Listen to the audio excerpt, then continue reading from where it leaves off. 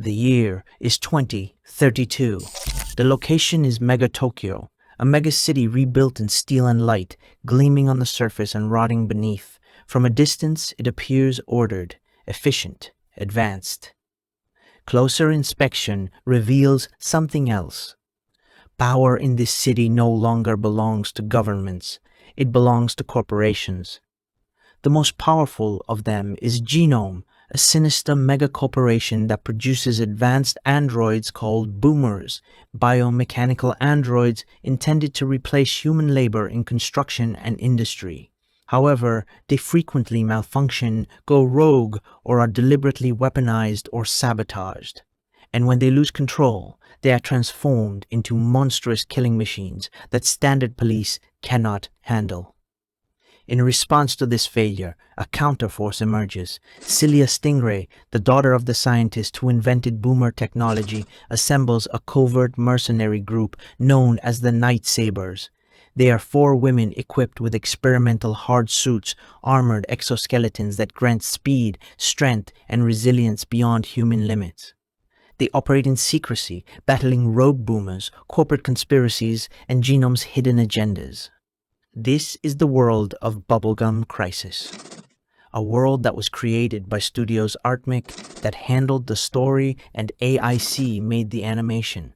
Directed primarily by the human Katsuhito Akiyama, with character designs by the human Kenichi Sonoda. Released as an original video animation between the years 1987 and 1991, this series spans for a total of 8 episodes of great cyberpunk goodness, with episode 4 being my personal favorite. Bubblegum Crisis had a lasting impact in the anime industry, despite its relatively small episode count. Alongside Akira and Gun, also known as Battle Angel Alita, Bubblegum Crisis helped solidify the visual grammar of the anime cyberpunk genre for TV and OVAs, with its neon-lit cityscapes, tech-noir aesthetics, and anti-corporate narratives. And with its female-led action, the Night Sabers, not as symbols but as agents. A decision that would echo through later works exploring violence, autonomy, and power, directly influenced Lac Lagoon and Ergo Proxy. Yet Bubblegum Crisis's quietest revolution occurs not in its battles, but in its sound. This anime pioneered the synergy between anime and mainstream J-music. It wasn't just an anime with a soundtrack. It was an anime that helped establish the idea that sound design and music could be narrative tools, not just decoration. Bubblegum Crisis helped redefine how music could function in anime. The opening scenes often play out like MTV music videos. And at the center of this approach stands the human named Kinuko Omori, who was a legitimate recording artist. She performed the show's most iconic tracks and voiced Priest Asagiri. Kinuko Omori's style often avoids heroic triumph or sentimental excess.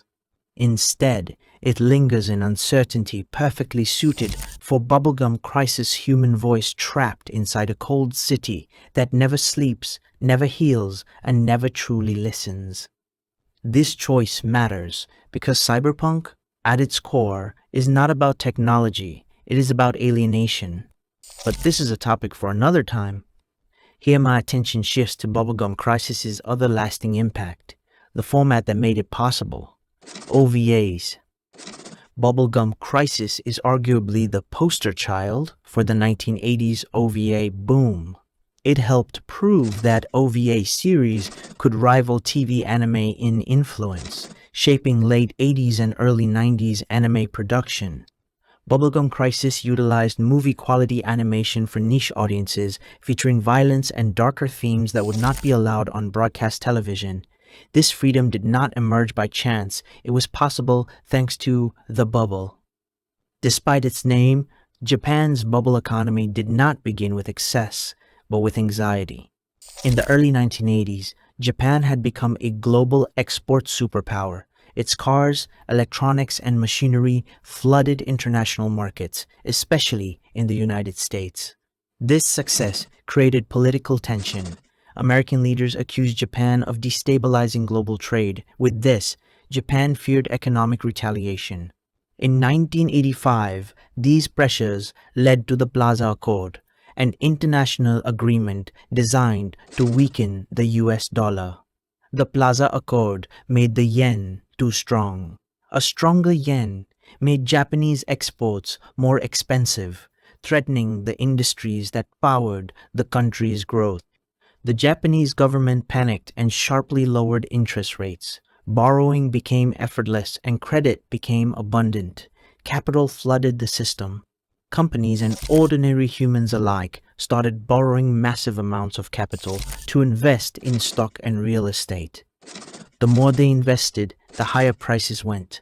The higher prices went, the more wealth they had on paper, so they borrowed more money, creating a feedback loop that made the Baburu Keiki, or bubble economy, possible.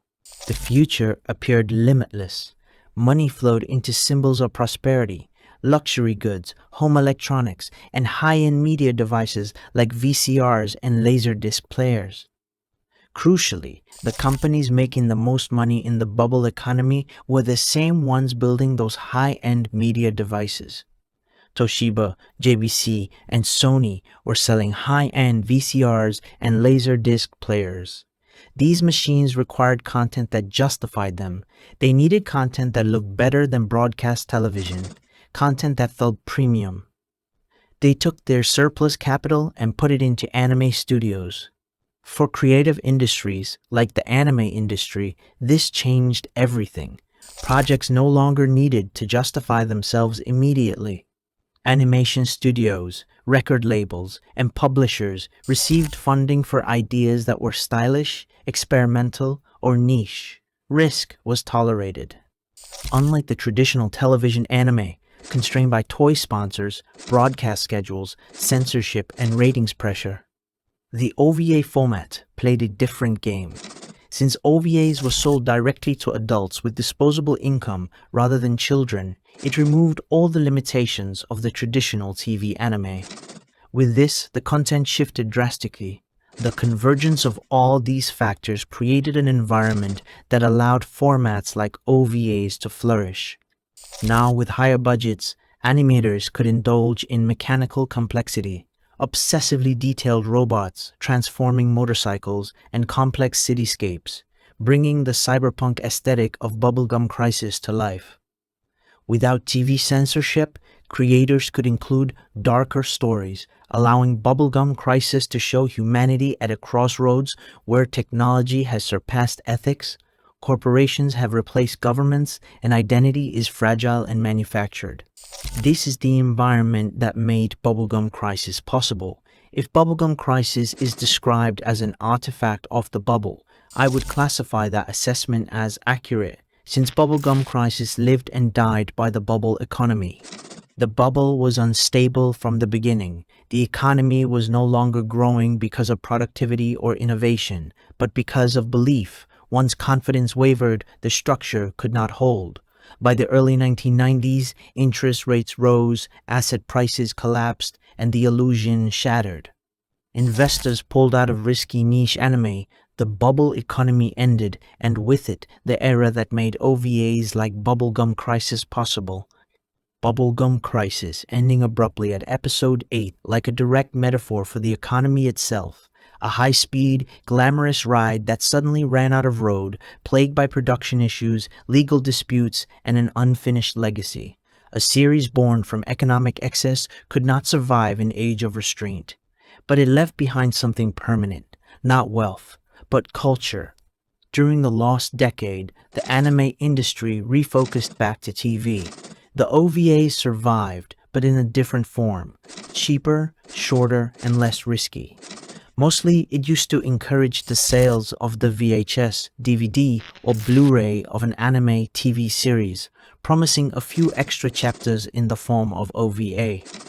This practice was the go-to strategy for OVAs for decades. This simulated entity remembers.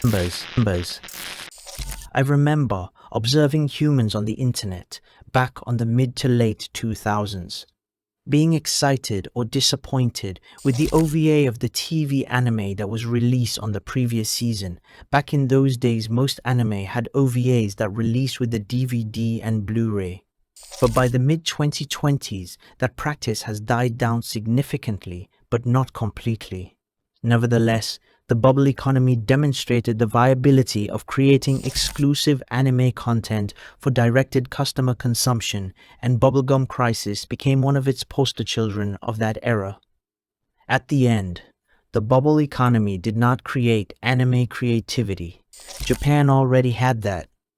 What it did create was permission.